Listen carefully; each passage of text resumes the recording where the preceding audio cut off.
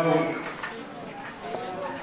sisiria te tuhangana mawei, whakakau pure, paenga ngā we, kau mai sias eiki o roto whare ia, whamaloa te mawhenga maari, kau mai kau whakakau, o mea heni, whawhonga atu ai kalapōwhoanga. Whawhonga atu e whahu e pōni, au mai tare gita e Mission Resourcing, kia mui kau whaifkau kutoa pēngu nau i heni, au mai kalapu, ka mui whaamiri na e ofa ia te kia. Ma whawhonga atu atoa marikini, kau mai kau matāpure, kau whaifkau nau mea heni, tika soni, pehe kia whaitailo mai similea, ka mui ni, ka pulau mai ja mitonga, of lontangi au ma nobela sike ya mo magate ki na mitonga mo tapo to pe mamani no tonga mea mai ki he pilot mo family mo fo ala ko ni ka tu ke mau fa fonga na dolo ka fa kau ki na mea ni mo tola mo magate ki na e ka nga mama to ka ma more ai to ko ni o ia ki whahoa o e whailotu ka moe whainga maari e koe ni o kalama no e ni e hire lawa te tauhimi uraki ka taki kai ke hua atu te utspela te ai vesi uraki pe ai tuangi kau tā mea fōfua ngāki nau tataki tau tōru whai kau ki sponi ki nawa reo me lot lau me tau re soni e whai kau ka mei Istamaki, o whaiwhikau sea o e sasi mesirera me te si a min peri asparu te whai ki te kono no. Ko ia whawho ngātu ai tere ki tāpa me whawhoanga toa te kau maa kau inkawa au mou mea i heni. Whangi au maa tolu e himi, whanoa tolu, spela te me sulaki pe tāke atu tau tolu e kau tā mea. I kai te masivau, e tunghau sia, koe eki au niu, o tau ia.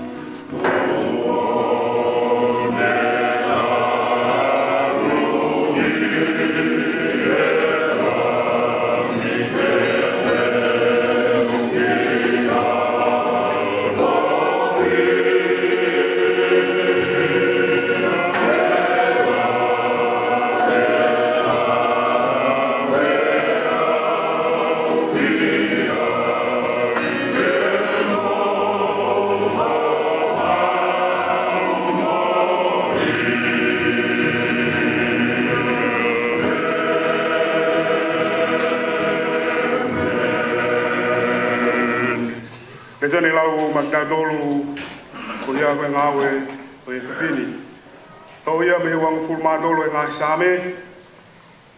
same wa dolo wa e pe al fakaria o tauhia si hova e gai te masiva o kule fata ko to au e ngai to afa lau ko muka o kule taki au ke ngai vai whakanonga ko hoku lau maari e kule whakafoki o kule taki au e ngai hala e maa ni oni ko hono ui ngai ke hono ua whape io leo ngai te alu pe i he tere au malu aki ai amate e kai te umanawa he ki a kohi he ko koe o mawheo ko si o toko mo akau o kuna whakawhie maari i au o ku ke teu mai hoku au ha te mire ka ko hoku ngā i whiri o kusio me he ko ke pani lolo hoku ulu o ku whonu mahua kua a e kuiku tā e tau piri mai a rere i mo e ala ofa i hoku ngahi a hoko toa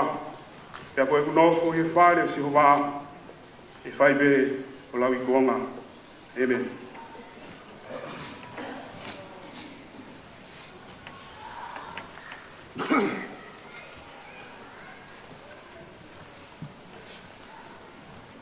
Takia whiwa e utua māwhafu.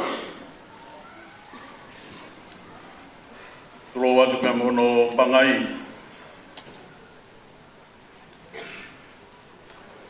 Tapke he pekia. Toke tāha unga Petelo Junior. Kore pa more atu kai tuke u whanga atu me mua. Ngahi tala whakatapu ko o si hona whaki atu me me muani. E tā mō koe whainga maari e koe ni. Whai a talangu fua. Kai whakamonua i ha koloa. Kau atu. I whakawhetai mea mutu koloa rea. Kia atona i Sihova. E koloa mea moi tāpua ki o i mohu i. O vai tu a ki e neu i maa ni o ni.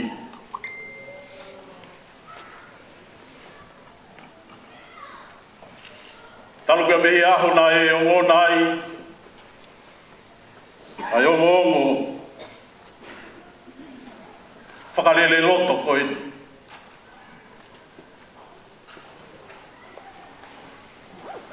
Ia moe he aki ai ngahi manatu meri e ka uma e ngahi ka usia me mo ngahi tala loto i loto whare o i tau ka uma e whanau ia upe ki ane siafi ki ane pō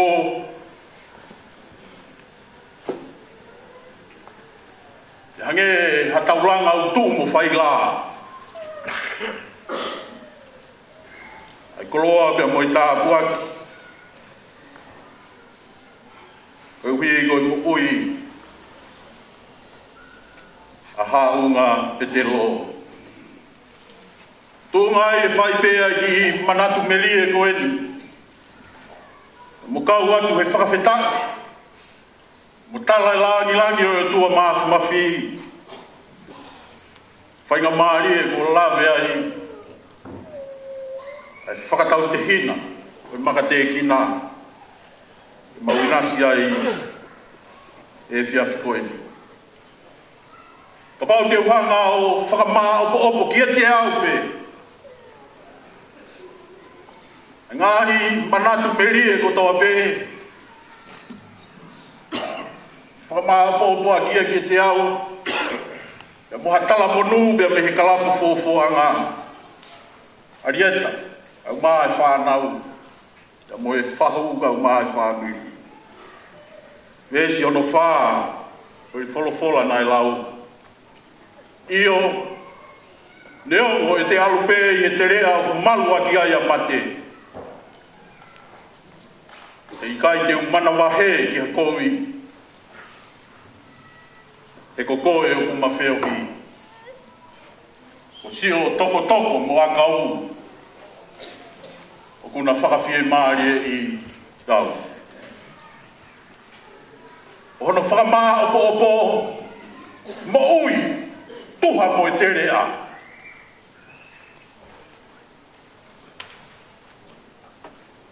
Whakatoko ua whai e wheo hi anga fō anga ke te au. E lau e ni uhange ha atai au e mo ui whakatere a. Kala noa he ni mangi au māwalu o e himi. Ka alu hifo hoku e ki he tere a. Potu o e vai vai mo e tae mau hamea.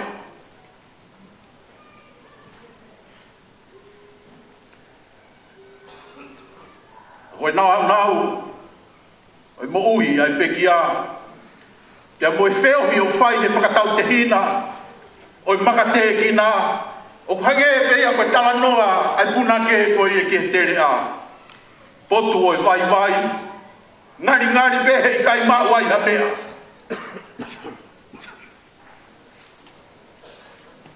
A koe mo ui, tuha mo e tere a. Tala loto o whai he pēteria ke he sāme, iloa, manakoa, maheni. Ia moha loto. Ulua ki, mo ui tuha mo e tere a. Watoko taha, o kune tari e mo oni o e tere a. The reality of the valley.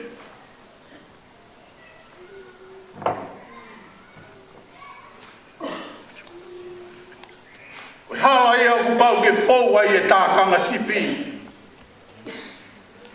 Ku pau ke tofa he tauhi, ka lama ke inasi he lau maui ui. O fisiki o e akau bea mo e musi e hange ko whakatapu o se noa whaki. I he ofi ai whaha i tau maa whana. Ka ku pau ke fou atu. Pau ke fou atu. I he tere a. Whalafola si sui e sione mai tahano me stautolu.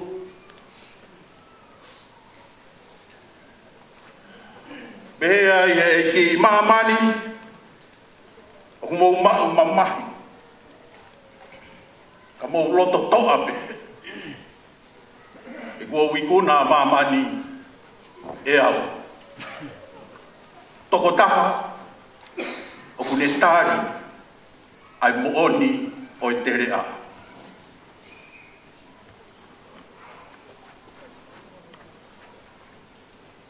E iai e mohosia, e iai e kahaupo uri, e iai e tōnuku, ai whiribia mo e ahi ahi, e iai e moho e whaingata a. A koe mo ui, kune o si ilo pāu e ia. Ai mo oni o tere a. Koe mo ui tuhai a. Pia mo i tere a. Ono ua. O mo ui. O kune whakatokanga. Ai mo nu. E koe tāpua ki o i tere a. Not only the reality of the valley. Ka o kune ilo e ia. The relevance of the valley. O whainga maari e,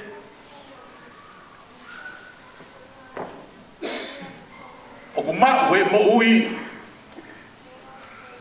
e lawai ke te whakamooni, o e te wheo hitu mau pia mo e eiki. O ku hake e wha e sa me ua tolu, hanohanga whakapalanisi. Ai talanoa e vesi uloa ki he vesi ono. Talanoa e vesi uloa ki he vesi tolu. Ko hok tau ia si ova. E kai te umasiva. Pageha te whakamooni. Ki ha taha o te tui ki he o tua. O kua whio he tau kakapa. Ko talanoa e vesi wha. Neongo e alu e te rea malua ki aia mate. Kai te umana wahe ki ha kowi. He ko koe. O ku tala noa ki ha wā. Whekau aki. Mo ui o ku wheloto loto i aki. Ia mohono o tua. Koe monu ia mea moe tāpu aki o te rea. Relevance of the valley. E te la vai o mau e whainga maari e. Ke te vāofi. Kai ngata pē he te vāofi mea mohono eiki. Ka ula vai ke hoa tātu pia me he te mo ui. Ai koloa mea moe tāpu aki o e tau i lelei. O ku tala noa ki a e vēs ulo aki. O au ki he vēs kono tolu. Mo ui tuha. Mea moe te rea. Ilo e mo oni o te rea. Whakatoka ngai e monu o te rea. Te au kune whakapapau. Ai mahu tawhea mo mo. O te rea. Ai goi blau kia e kuna ke. Potu o e vai vai. Mo e tae mau a mea. Reality of the valley. Relevance of the valley. And the resources of the valley.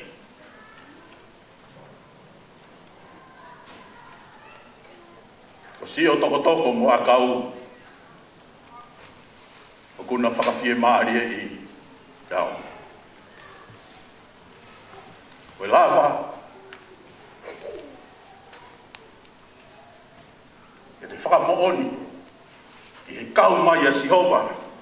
Ki he whakamalu malu. Ki he tofa hala, e a upe ki he nofo ia kita. E ke lesi pia mo i tāpu aki o e o tua.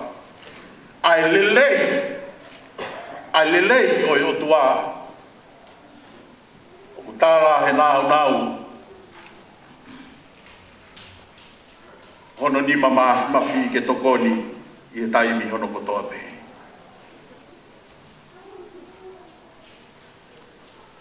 O mo ui tuha mea mo e tere a. Wa toko taha. O kune ilo. Ai mooni o e tere a. O kune whakatoka ngā. Ai monu o e tere a. Pea o kune whakatua meri e aki. Ai mahu tawhea. O e tere a ki hene mo ui. Aria takau mahi whanau. O e wheohi nai whai mea mo e peki a. Hange ha wheo i he te rea.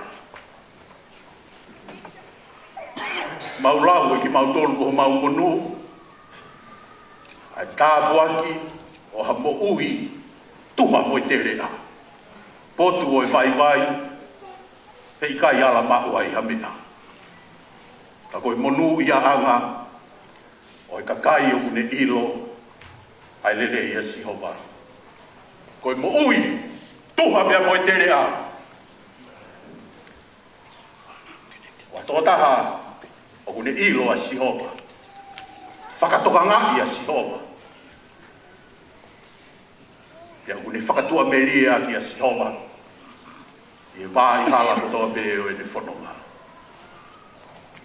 Aunga pe te lo Junior. Mo ui tuha. Mo te rea tai maari ai kalapu fofo anga. Tauang ki tāpu kina ki tau tolu. Ke ui tōu kau maa i whanau. Ulumotu a ke whahu. O eiki kau maa ma tāpure pia mo siasi. Mo kāinga ofa no kotoa pe. Tauang ki whakakoloa ki tau tolu he lau maari e maa ni. Hoko mau pe tau mo ui. Koe mo ui tuha. Pia mo i te rea.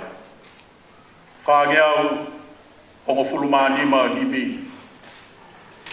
Spela atu pea e ves uraki. Kore atu ke kau tāmea. Hoko mai ai ngāhi ves. Toki kore ki tangatai ki whaifukau.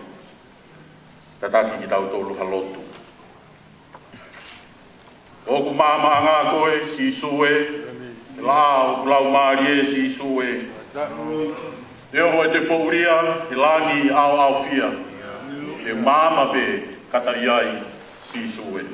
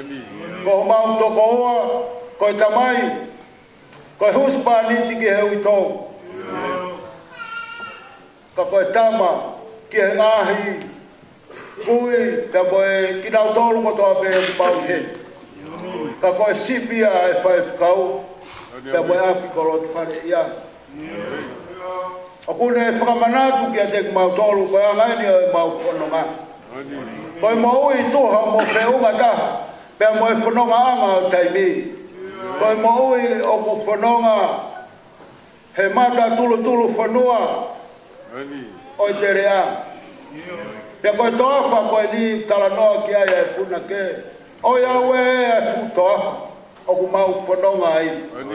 Ma te mo whaingata o ku mau pepe na pas. Whakawheta ele hao mai, pia maro e mawausia, ai whainga maaria koe. Ka koe lawe whakamoi, i he ofa ata be a Fiona. Koloaia mo e tā puaki mau whakapanu, ka mau toka ngai ki mau tolu eiki, pia mau horo ki lalo he hoani, pia mo e ilo ai mau tae whiunga, pia mo e tae tau, ke au mo hao tualahi pehe. Whakawhetai, ko tālo mai a haunga si he hoani. Pea moene whakamahino mai ko koea ai fua haua na ke te kina mai ka me lotolangi. Pua tūho tāpane ka rei ho mau lotolotonga. Taluai ai hopo ai a Fiona koe tahau ki mau tō. Pea o ke toi whakamanatu ai ka venga wholau e tākanga koeni. Mea vete wilo ai ki mau tolu koe ku whanau ko mau keo whaaka. Mau puke ipu ai fua kawa. Ka mau e ua koe taha. E koe fua anga e a Fiona. Pea mau whakamaro mo whakawhetai ai. Maro e mau koloa. Pea maro ho mau tangata. Na e taimina mau peo. Pea koe taha puaki a e whanonga he tere a. Ko hiki e mau whalarami he mau moui pakai tangata. Ke hiki atu o whalala o tua pia ia te koe e mau amanaki mo e mau tui. Po tu koe kai ke mau ta ilo ai koe aha mea ke mau kai. Tai mea mau kai la whataha ai. Si sue ke mau moui. Ka koe poni whatata ai ki mau tolo e haunga pia ni whakamanatu mai. Kau tangata. Koe tala te weni o e tau whanonga. Koe ni e whawhangu o kou tā atu. He kua pau ke tau aru ko toa me he hara koe. Kau pune whakamanatu mai he ko haina ne iro. Ai tuunga ne iaia haunga. Ka koe tā puaki e moui he tere a. Koe mau horo ki raro tatau. O mau rau tahape. O kui kai ha toke tā. O kui kai ha kore. O kui kai ha hou eik. Peha minista. O kui kai ha maka e hiri ha koe ma. O ku maurau taha ko toa me. He ku maurau ai toko taha o pitahe mai ki he mau no poia ai tau taha ke mau tala noa ki ai. Te koe ka venga ea o e kau te kina koe ka whakamanatu ma amusia ha unga ea. Wone te kina atu he ngaru maa o itani ki he hoan. Ka koe mauro tu e koe huiko arieta kau mai ki whanau. Pea pehe ki e whahu pea mo e ngo whakiri. Pai kau pea mo e siasi. Pea mo ki mau tolu. Ai ni i ne mau wako i he toko tahani. Ai mo ui whakato ki lalo. Kana i kai puri mea e mea mahu inga taha. Hange koe tala o pe tani he aha koe. Koe masiwa. Te mo whea ngai ai pe mo ia. Kai ke mo whea ngai ai pe mo au. Koe mahu kore koe o mo ui. Ka whainga maria ka mahu koe tau ke mau puke ni mai. Ka mau rea whataa ka moe tā ngā. Haua fōhe matawai. Haua fōhe matawai. Ke inasi ai e vai. Whawhetai sisu. Ka uhi ka omi koloa moe omi kakai. Omi tā puake ai a Fiona. Ka fōu mai he toko ua koe. Pea kua tuku whorau atuia ki a Fiona. Ka koe anga e whora e a honi. Kia te mau tolu o ke kau he pue he mamani koe. E ki tokoni mai horau maari. Pai pe kau maa ki mau tolu hono kotoa pe. Ai whahu. Pea pehe kia ki mau tolu mau lonuku mau hahao. He malu e poho koe. Ke tāpua ki mānama mai horau maari e whakalotola hiki mau tolu. Porei e mau moui. Tuku ke mau kei tuku fua mo mahu inga. Ia mo mahu inga taha pe ia te koe. Te koe mea ke he te mau whea ngai ai pe mo ia. Ka koe uhoia e mo ui he whanonga i toa. Uhoia e mo ui o e whanonga he terea. O mona ho mau reo eiki. Ka ke taria e whaha lotu o mau whai. Mau kei whakamoani o mori ke mamau ha mau whalala. Ia mau koto pe koa mau iwi. Teria na mau pore hangau e mau whai. Mau pia ke whaki atu e mau moui. Whakata me mo e whahu. Pege ui tau me mo ki whanau. Mo ki mau tolu hono kotoa mo haha uni. Momoa pa ke ona ho mau leo tataki ki mau to a fio tu mau ko mau to tu ke mau ke no ko pe ko pakai ia Jesus Christ ko alo ka ko mau ko mo ui